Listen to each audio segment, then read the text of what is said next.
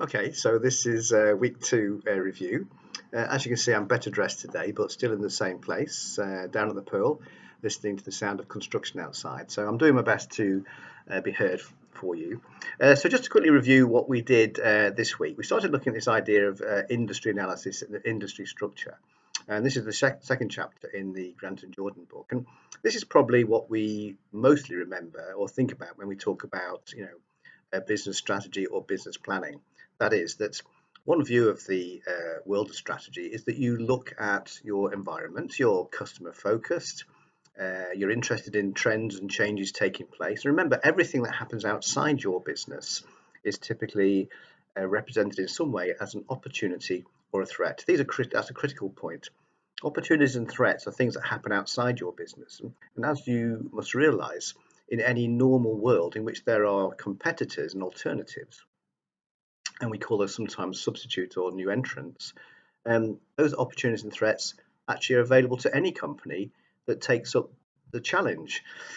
So, in the case of a company where there's been a change in taxation, that might, in some cases, result in opportunities for some companies and threats for other companies. The reality, of course, though, is that if a company is given an opportunity and chooses to do nothing, then the likelihood is that they won't benefit from the opportunities because they've chosen to stay on their current steady path. All right, that's a potential issue around strategy. That if you have a path and it's a long-term view, you sometimes ignore opportunities that come along. The second issue, of course, is that sometimes things are presented to you which are threats. And actually, what can happen is if you decide to deal with that threat, it might turn to your advantage. So some people might argue that the embargo on Qatar, which is a potential threat to most countries, I mean, sanctions and embargoes are normally something which bring about the collapse of countries. Actually, what Qatar has done is they have decided to find friends that would supply them, and they've tried to diversify their own economy. And as a consequence, they're now self-sufficient in many different types of foodstuffs. So what it can show is that if you respond to opportunities and if you respond to threats, actually they can become an advantage to you. That's a really critical thing. So the principle then of looking outside is to see that opportunities and threats are always happening, and our task therefore is to be able to analyze our environment.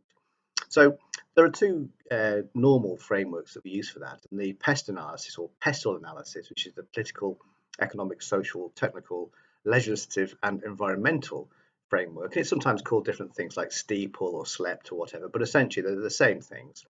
These are what we call macro environmental variables. They're things which are happening normally outside the influence of any particular company or marketplace, but actually influences that marketplace. So, a change in taxation, a change in politics, a change in legislation, global warming. These are things which largely, even Qatar Petroleum, a big company like that, doesn't have a lot of influence over, but is influenced by the consequences of those changes. And therefore, one of the issues for a company, a large company, is to decide which of these macro environmental trends, which are outside their control, can they either anticipate and therefore to manage their resources better, come up with better strategies, plan for, or things which they must need to respond to because it's happening quite quickly. Right. So these are macro environmental, affects all companies, all industries, all nations, but not necessarily in the same way. So one of the tasks that we have, particularly for your case study, is to try to evaluate, well, what are the macro environmental influences and which of those things do we need to deal with? You might consider these sorts of things as being at a corporate level strategy because actually small companies or even small businesses inside a particular industry have no control whatsoever about those changes, and therefore there's very little they can do other than to try to deal with them and manage them in the same way that you do when you're on a boat in the dark trying to fish, trying to sail. It's very difficult. There's only so much you can do. But corporations, it's slightly different, of course, because they can decide change which industries they're in.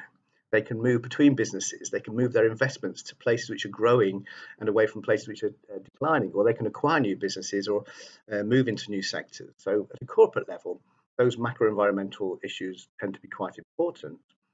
But when we think about it from a business level, it's the micro environmental aspect or the five forces which we normally use, which helps us to understand better what's happening to my business. who are my customers now and in the future? What's their changing behavior and who's powerful and not powerful? Who are my suppliers now and in the future? And who's got the power? How strong is my negotiating position? Who's my rivals? Who am I competing with? What do I need to do in order that I can outposition myself or outposition my competition, and therefore gain some form of sustainable competitive advantage? What about the future?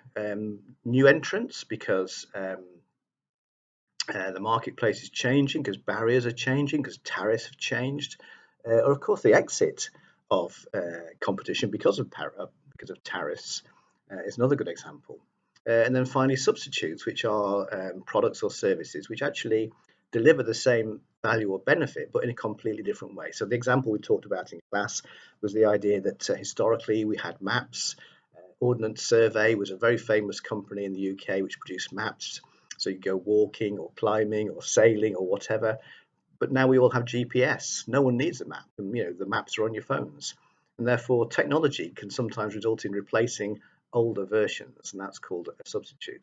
This is happening all the time, and particularly is technology driven.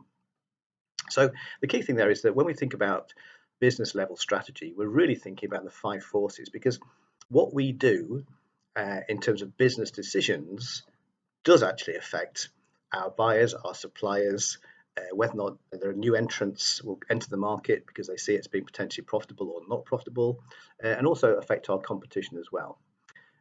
We possibly can't necessarily affect substitutes because those substitutes are essentially different industries where the solutions are so different to our own that we're not even thinking about them, but maybe we should.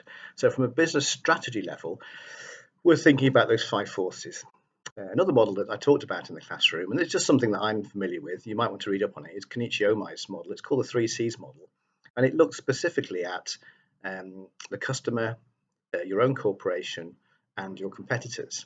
And it asks you to try to evaluate what activities or actions can you take which will result in you building value or building the bond between yourself and your customer, which then can't be reproduced by the competition. So a simple example of something which can be reproduced is that we might decide to advertise more. And as a consequence of that, we might attract more customers.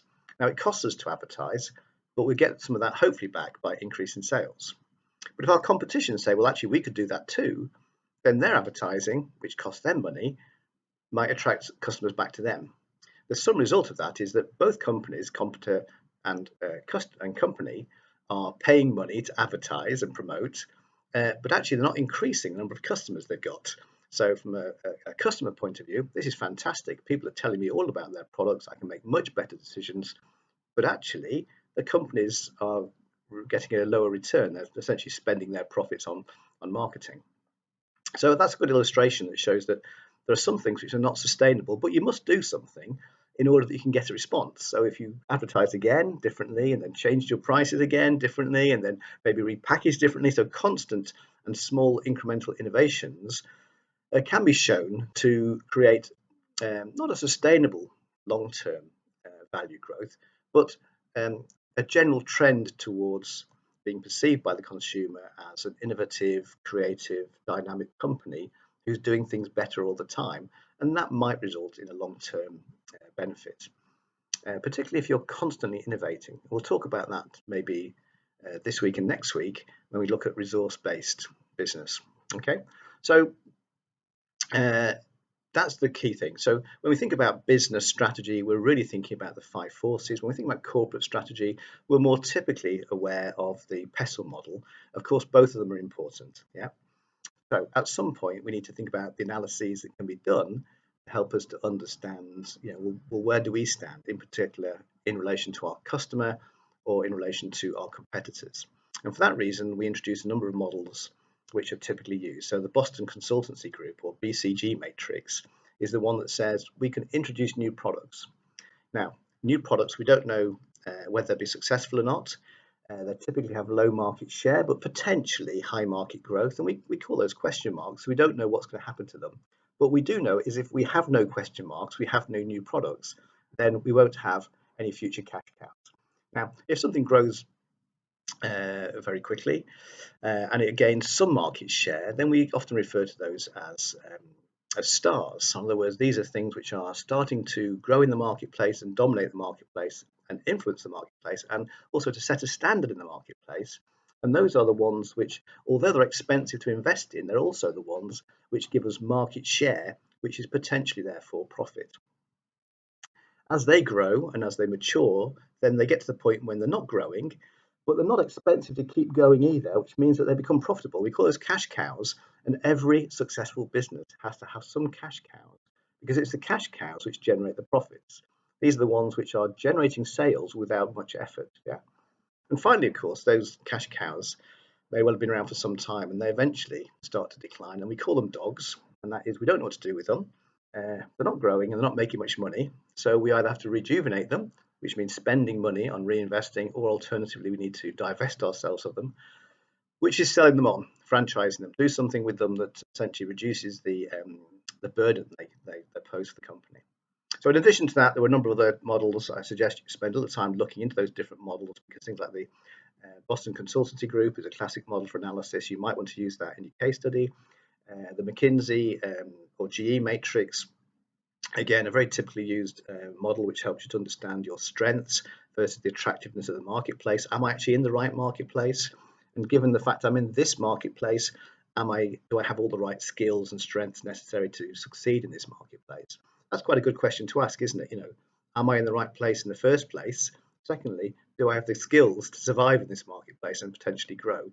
And that matrix, therefore, gives you a chance to say, in this case study, are they doing the right thing? Given the skills they've got, should they actually be in a different marketplace? Or if they're in this marketplace, do they have the right sets of skills? All right, so that's a pretty good summary, I think, of what we looked at last week. For this week, hopefully you'll be reading some more articles. Remember, the case study will be done every week, and we're going to try and cover all the case studies. But in particular, this week, we're allocating you your own case study. And you'll be using some of the models from week 2 to analyze the external marketplace environment, both at macro environmental and micro environmental level. And therefore, it'll give you a good understanding, if you do it week by week, of the opportunities and threats in the market.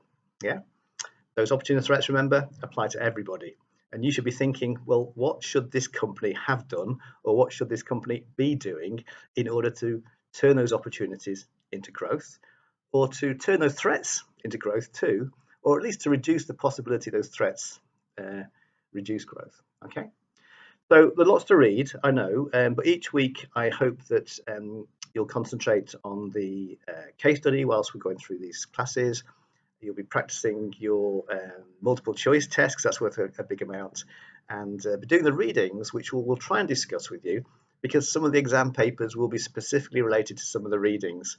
And one way of improving your overall performance is make sure you read the stuff. Okay, so I won't go through the Porter article today, sorry, the Mintzberg article today, or the other article that we looked at, which is on my computer somewhere, but I can't read it right now. But what we'll do is we'll have a chat about that during the tutorials or during the lectures, as well as the Cranebrink article, which is this week. I hope you enjoy the resource-based view, which is the alternative view to the industry analysis, and that will help you to conduct and complete all your initial analysis for your case study. All right, great seeing you. I hope you like this video, by the way. Maybe next time I'll be in a different location. I'll do it on the beach or something. All right, keep well, see you soon, and hope you're enjoying the classes.